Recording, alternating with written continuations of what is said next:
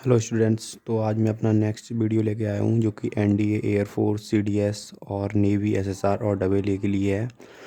तो और ऐसे वीडियोस देखने के लिए प्लीज़ मेरे चैनल को सब्सक्राइब करें, लाइक करें और शेयर करें।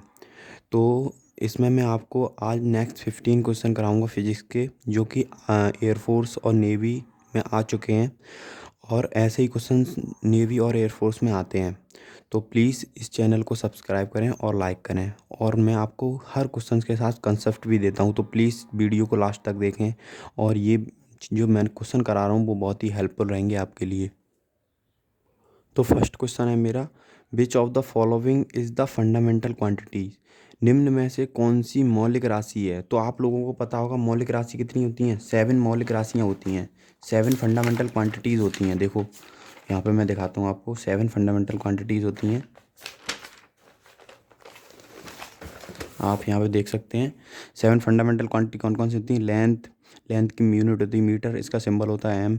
मास, time, temperature, electric current, luminous intensity और अमाउंट ऑफ सब्सटेंस।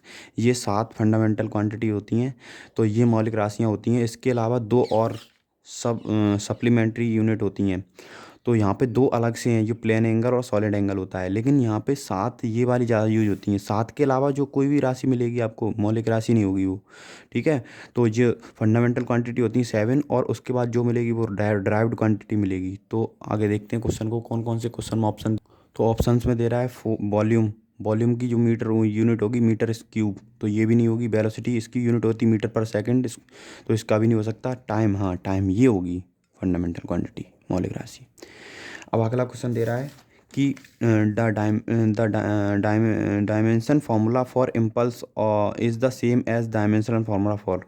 तो यहाँ पे कुछ राशियाँ दी गई हैं, ये पूछ रहा है कि जो कुछ क्वांटिटीज़ दी गई हैं उनको पूछ रहा है कि इम्पल्स का, जो इम्पल्स होता है, इम्पल्स का डायमेंशन, जो डायमेंशन विमा होती है वो किन के बराबर होगी। तो इम्पल्स की पहले पता होनी चाहिए इम्पल्स क्या होता है। इम्पल्स होता है आई बराबर force into small time interval. और फोर्स की विमा क्या होती है, m/t-2, और टाइम की t। तो इसको निकालोगे तो इसका निकल के आएगा m/t-1। तो याद करो, यहाँ पे देखो फोर्स की तो m/t-2 होती है, तो फोर्स की इम्पल्स के बराबर नहीं होगी। टॉर्क की वर्क टन के बराबर होती है, force into display S, perpendicular distance. Torque भी नहीं होगी। डेंसिटी की मीटर, डेंसिटी की होगी मास केजी पर मीटर क्यूब होती है, तो इसकी भी बेमानी होगी। हाँ, मोमेंटम की होती है। मोमेंटम क्या होता है, मोमेंटम होता है F = change in momentum upon time.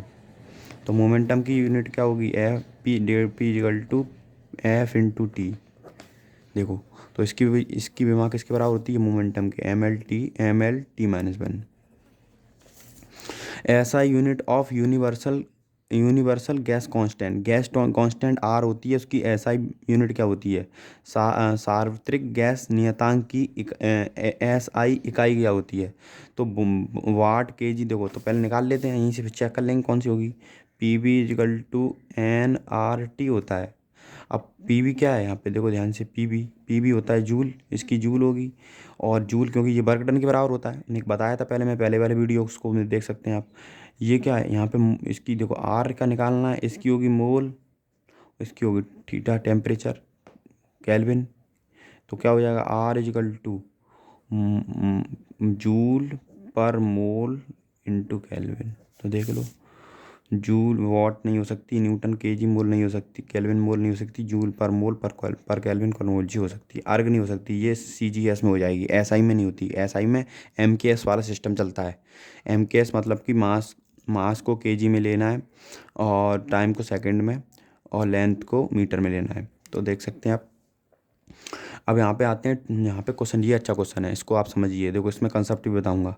To thin plate infinitely parallel plate have uniformly density of charge lambda sigma और माइनस की sigma. What is the electric field in the space between two these plates. Two पतली और असीमित समांतर पट्टिकाओं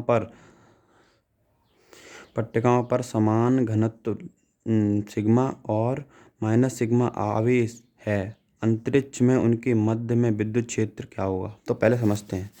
पहले तुमने देखा होगा इसका डेरिवेशन, कि एक प्लेट, एक प्लेट होती है, उस पर पॉजिटिव चार्ज होगा या नेगेटिव चार्ज होता है, डेंसिटी होती है, तो कितनी भी दूर, किसी भी दूरी पे, जब इन्फानाइट है तो बहुत दूर होगी, तो दूरी पे इलेक्ट्रिक फील्ड अगर निकालते हैं तो क्या होता है उसकी, तो उनकी पूछ कर रहा है विद्युत, यहाँ पे पूछ रहा है यूनिफॉर्म डेंसिटी इलेक्ट्रिक फील्ड पूछ रहा है, तो यहाँ पे कहीं भी निकालो ये आता है सिग्मा अपॉन 2 एप्सिलॉन नॉट। ये डेरिवेशन कराया जाता है 12th क्लास में।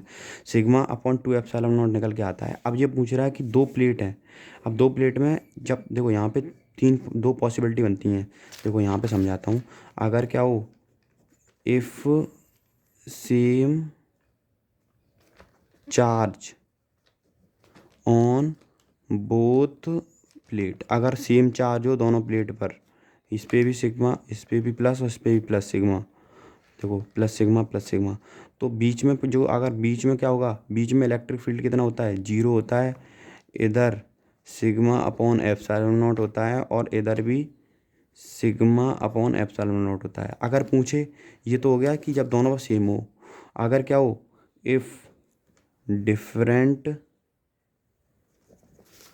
चार्ज ऑन बोथ प्लेट, अगर दोनों प्लेट पे कैसा हो, डिफरेंट चार्ज हो, इस पे प्लस का सिग्मा, इस पे माइनस का सिग्मा, तो बीच में इलेक्ट्रिक फील्ड हो जाता है सिग्मा अपॉन एप्सिलॉन नॉट। इधर हो जाता है 0 और इधर भी हो जाता है 0। अब कौन सा कोई से देखो, देखो प्लस और माइनस है तो अपोजिट है, अपोजिट के चक्कर में बीच में क्या होगा, सिग्मा अपॉन एप्सिलॉन नॉट, बाहर 0 बाहर भी 0। तो क्वेश्चन तो कैसे भी हो सकता है, यहाँ से 6 क्वेश्चन बन सकते हैं। अगर बोल ले कि दोनों दोनों प्लेटों पे चार्ज डेंसिटी पॉजिटिव है तो बीच में बताओ तो 0 होगा, बाहर इधर सिग्मा अपॉन एप्सिलॉन नॉट, इधर भी सिग्मा अपॉन एप्सिलॉन नॉट। अगर ये पूछ ले कोई एक प्लेट है चार्ज, इस पे इन्फानाइट लॉन्ग है, इन्फानाइट लॉन्ग इंपॉर्टेंट है, इन्फानाइट लॉन्ग है, और पूछे कि किसी तो जैसे 2 मीटर पे उसकी इलेक्ट्रिक फील्ड कितनी होगी, तो सिग्मा अपॉन 2 एप्सिलॉन नॉट होती है। और यहाँ पे देखो एप्सिलॉन नॉट और एप्सिलॉन नॉट होती है, तो दो प्लेट होंगी तो कंसेप्ट अलग होगा, और एक प्लेट होगी तो अलग होगा। तो पूछे अगर, तो यहाँ पे क्वेश्चन में बोल रखा है कि दो अलग अलग डेंसिटीज़ हैं, पॉजिटिव और नेगेटिव, तो दो अलग अलग चार्ज डेंसिटी होंगी, अलग अलग चार्ज होंगे प्लेट पे, तो बाहर आउटसाइड तो कैसा होगा, इलेक्ट्रिक 0, और इन बीच में उनके कैसा होगा, सिग्मा अपॉन एप्सिलॉन नॉट। समझ में आया होगा। तो देखते हैं कहाँ पे है सिग्मा अपॉन एप्सिलॉन नॉट, ये वाला। नेक्स्ट क्वेश्चन पढ़ते हैं। नेक्स्ट क्वेश्चन क्या है, the force of 70 newton gives on a object unknown mass and acceleration of 20 metre per second square. Mass of known object is, unknown object mass बताना है। जब 70 पूछ रहा है कि 70 न्यूटन एक ऑब्जेक्ट है, जैसे कि मान लो ऑब्जेक्ट दे रखा है यहाँ पे कोई, उस पर अगर 70 न्यूटन फोर्स लगाया जाता है 70, तो उसमें एक्सीलरेशन आ जाता है 20 मीटर पर सेकंड स्क्वायर का। तो मास बताओ, तो एफ इजिकल टू एम में होता है, फोर्स दे रखा है 70, एम इंटू ए 20, ये से ये गया तो एम आ गया 3.5 kg, 3.5 kg। ठीक है, आगे चलते हैं। Zener diode is use as, Zener diode का उपयोग किया जाता है। जीनर डायोड को आपने पढ़ा होगा, वोल्टेज रेगुलेटर की तरह यूज करा जाता है। तो आप देख सकते हैं एम्पलीफायर नहीं होता, रेक्टिफायर नहीं होता, एन ऑसिलेटर नहीं होता, वोल्टेज रेगुलेटर एक विभव नियतांक के रूप में यूज करा जाता है। जब यहाँ पे वोल्टेज फ्लक्चुएशन होते हैं, घटते बढ़ते हैं, तो वहाँ पे एक जीनर डायोड लगा देते हैं जो उसको वोल्टेज को रेगुलेट करके रखता है। आपने देखा चार्जर वगैरह होते हैं, उसमें जीनर डायोड वगैरह का यूज़ करा जाता है। अब आगे चलते हैं। The magnetic flux through a 15 turn coil increase at the rate of 0.05 weber पर second. What is the induce EMF between the ends of the coil. तो पढ़ लेते हैं। 50 मोड़ों की एक कुंडली में चुंबकीय 0.05 वेबर प्रति सेकंड की दर से बढ़ता है। कुंडली के सिरों के मध्य उत्पन्न विद्युत वाहक बल कितना होगा। इंड्यूस ईएमएफ पूछ रहा है, तो इंड्यूस ईएमएफ का फॉर्मूला तो देख लो, E equal to N d phi by d t होता है, d phi by d t होता है। तो E equal to number of turn कितने 50, d phi over magnetic flux कैसे चेंज हो रहा है, 0.d5 ओवर डी टी दे रखा है इसने पहले से ही, 0.05 वेबर पर सेकंड पहले से ही दे रखा है। वेबर होती है फ्लक्स की यूनिट, तो 0.05 इसको मल्टीप्लाई करो, ये से यहाँ पॉइंट कट जाएगा तो हो जाएगा 2.5 वोल्ट। तो 2.5 वोल्ट ए वाला।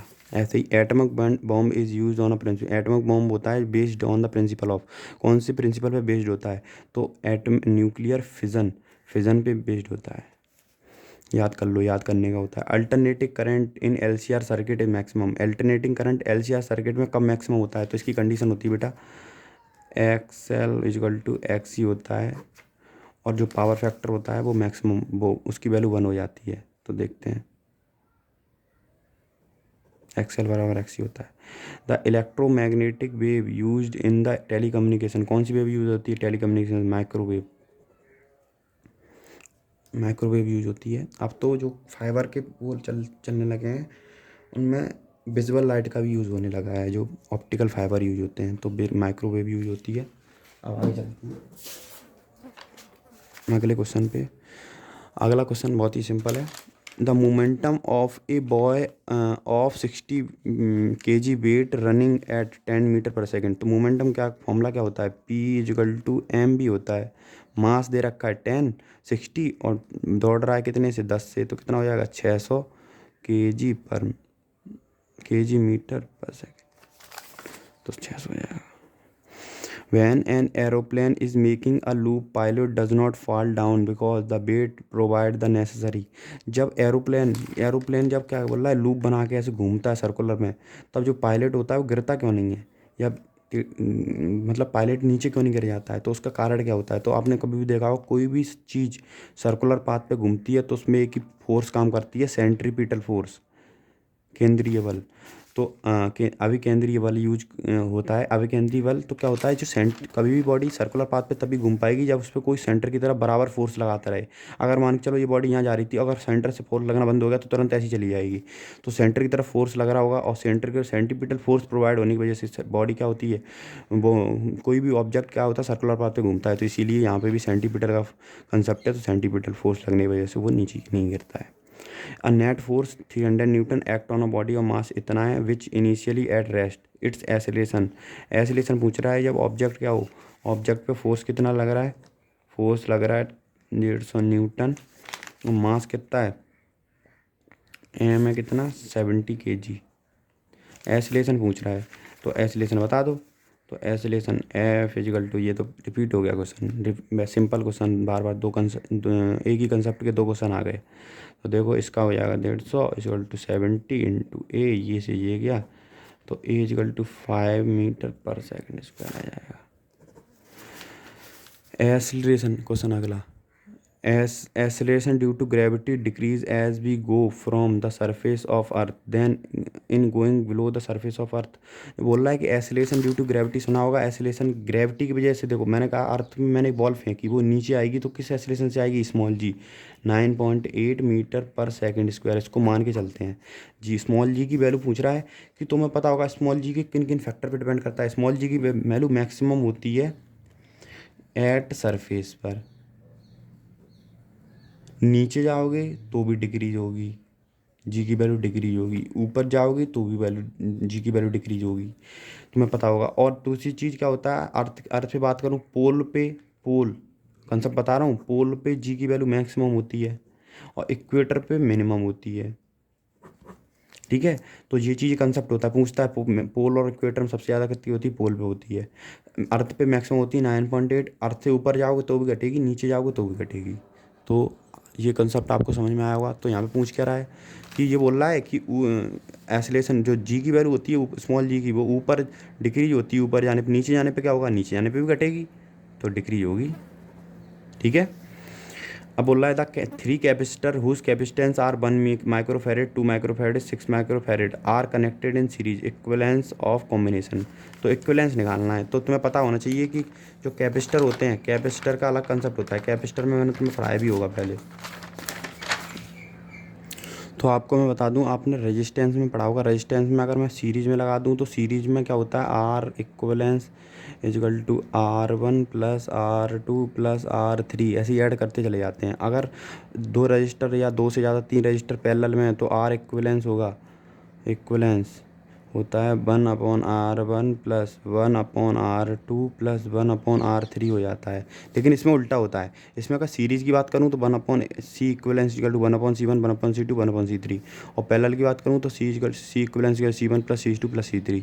तो यहीं पे इसी कंसेप्ट से देखते हैं। तो वो बोल रहा है 1 6 और 2 माइक्रोफैरेड के कनेक्ट करें किसमें, इसने सीरीज़ में। तो सीरीज़ में करें तो 1/C equivalence is equal to 1/1 plus 1/2 plus 1/6 microfarad. वो सारे माइक्रो में तो वो नहीं भी लगाएंगे, बाद में लगा देंगे। एलसीएम लेंगे 6 आएगा यहाँ पे, 6 प्लस 3 प्लस 1, तो ये हो जाएगा 9 1 10/6। इसको काटोगे तो होगा 5/3। तो 1/C इक्वलेंस, अगर इसको रेसिप्रोकल करोगे तो C इक्वलेंस आ जाएगा 3/5 माइक्रोफैरेड। तो 3/5 माइक्रोफैरेड सेकंड वाला आंसर हो जाएगा। तो आप, आई होप आपको समझ में आएगा। तो इस ऐसे ही वीडियोस के लिए प्लीज़ मेरे वीडियो को लाइक करें, सब्सक्राइब करें और शेयर करें। Thank you.